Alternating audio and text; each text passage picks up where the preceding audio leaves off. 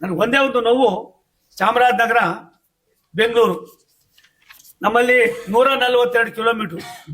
ನಾನು 1382 ಕೋಟಿ ರೂಪಾಯಿ ನಾನು ಬರಕ್ ಮುಂಚೆನೆ ಇದೆಲ್ಲ ಇದಾಗಿ ಸನ್ಮಾನ್ಯ ಮಲ್ಲಿಕಾರ್ಜುನ್ ಖರ್ಗೆ ಸಾಹೇಬರು ಮಂತ್ರಿಗಳಾಗಿದ್ದಾಗ ಇದನ್ನ ಮಾಡಬೇಕು ಅಂತ ಮಾಡಿ ಅದು ಮುಂದಕ್ಕಾಗೋದಿಲ್ಲ. ಹೆಜ್ಜಾಲ, ಹಾರೋಹಳ್ಳಿ, ಇಲ್ಲ ಹೆಜ್ಜಾಲ, ಕಗ್ಲಿಪುರ, ಹಾರೋಹಳ್ಳಿ, ಕನಕಪುರ, ಸಾತನೂರು, ಅಲ್ಲಿಂದ ಬಂದು ಹಲಗೂರು, ಮಳವಳ್ಳಿ, ಕೊಳ್ಳೇಗಾಲ, ಸಂತೆಮಾರಹಳ್ಳಿ, ಯಳಂದೂರು, ಸಂತೆಮಾರಹಳ್ಳಿ, ಚಾಮರಾಜನಗರ 142 ಕೋಟಿ ರೂಪಾಯಿಂದು ಕಿಲೋಮೀಟರ್ನ ನಾವು ತಗೊಳ್ಳಿ ಅಂತ ಹೇಳಿ ಅವ್ರಿಗೆ ಏನ್ ಹೇಳಿದ್ವಿ ನಾವು, ಆಗೋಗಿದೆ ಕಡೆ ನಮ್ಮೆಲ್ಲ ಮುಗಿದಿದೆ ಅಂದ್ರು.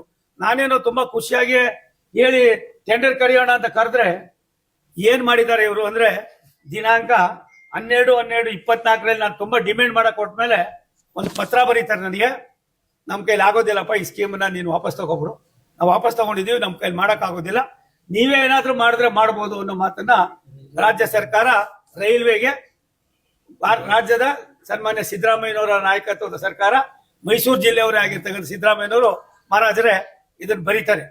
ಇದ್ರ ಜೊತೆಗೆ ನಾವು ಮೈಸೂರು, ಹುಣಸೂರು, ಪಿರಿಯಾಪಟ್ಟಣ ಮತ್ತೆ ಅದ್ಯಾವ್ದು ಕುಶಾಲನಗರ, ಇದು ಕೂಡ ನಮ್ಮ ಕಾಲದಲ್ಲಿ ಆಗಿ ಸನ್ಮಾನ್ಯ ಹಿಂದೆ ಪ್ರತಾಪ್ ಸಿಂಹ ಅವರು MP ಗಳಾಗಿದ್ದಾಗ ಅದಕ್ಕೆಲ್ಲ ಓಡಾಟ ಮಾಡಿ ಏನೆಲ್ಲ ಮಾಡಿದ್ರು.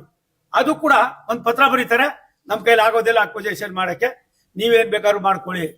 ಅಭಿವೃದ್ಧಿಯ ಸಂಕೇತ ಅಂತ ಹೇಳ್ತಾರೆ, ಅಭಿವೃದ್ಧಿಗೆ ಇವ್ರು ಯಾವ ರೀತಿ ಒತ್ತನ್ನು ಕೊಡೋದಿಲ್ಲ ಅನ್ನೋದಕ್ಕೆ ಇದೊಂದು ದೊಡ್ಡ ಉದಾಹರಣೆ.